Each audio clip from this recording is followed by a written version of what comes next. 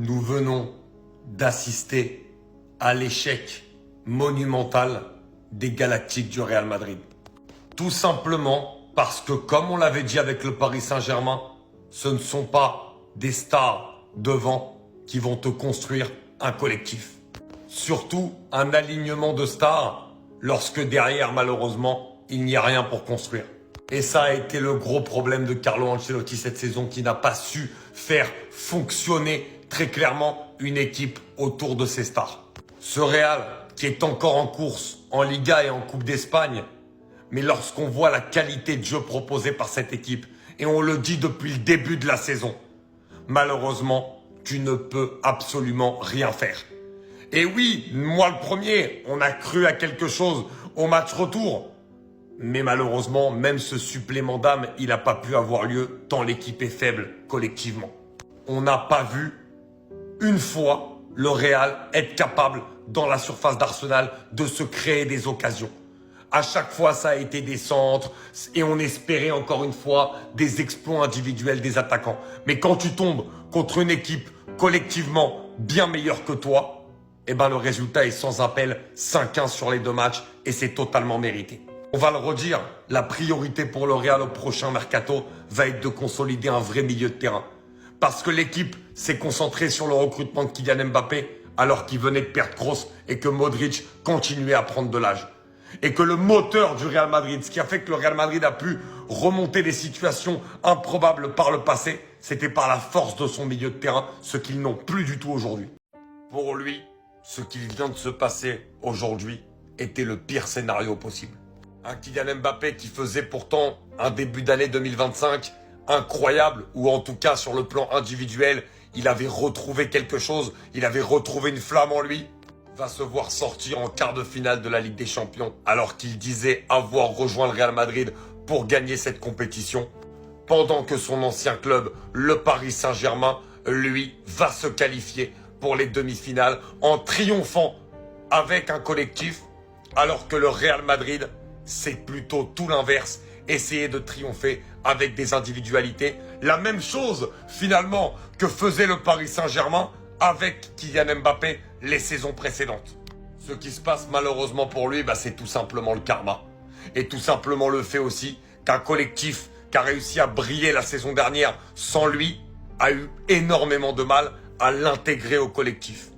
Le problème, c'est pas forcément Kylian lui-même, mais c'est le collectif avec Kylian Mbappé qui n'est pas un pur neuf, donc qui n'a pas un vrai pivot et où on a senti très clairement un manque de connexion énorme entre Rodrigo, Bellingham, Mbappé et Vinicius. Tous très bons individuellement, mais collectivement à la ramasse, avec un milieu de terrain aussi toujours orphelin de Toni Kroos.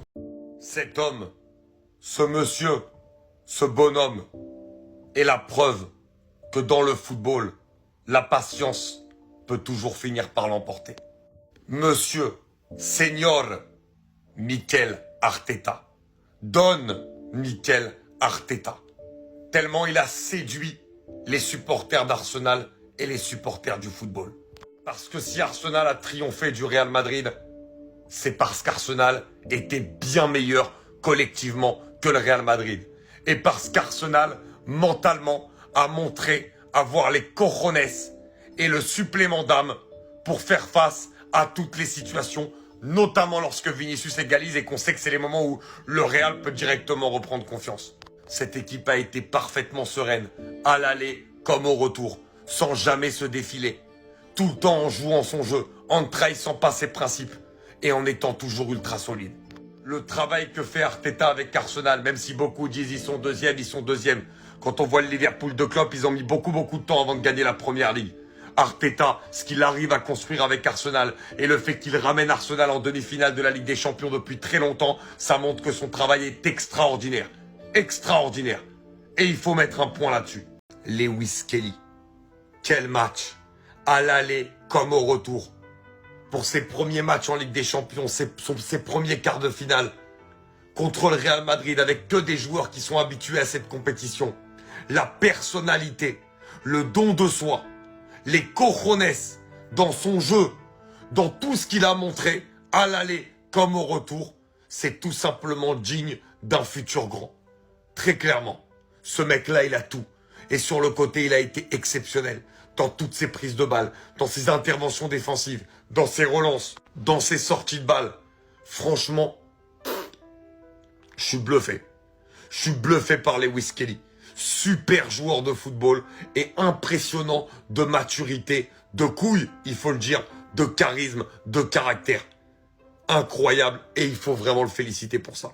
Ce mec-là, dont très peu de monde parle, il faut être honnête, et moi le premier, alors qu'il mérite une lumière exceptionnelle, parce que ça fait 2-3 saisons qu'il est à un très très haut niveau avec les Gunners d'Arsenal et qu'il est la pièce maîtresse du jeu offensif des Gunners sous Mikel Arteta. Le match qu'il a fait aujourd'hui a montré au Real Madrid ce qui leur manque pour faire fonctionner une animation offensive. De la classe, de la clarification dans les passes, être capable à chaque fois de gérer le tempo de son équipe, d'avoir toujours une qualité technique hors norme pour se sortir de n'importe quelle situation. Le match de Martin Odegaard, aujourd'hui, au Bernabéu, c'est tout simplement la classe, la très grande classe.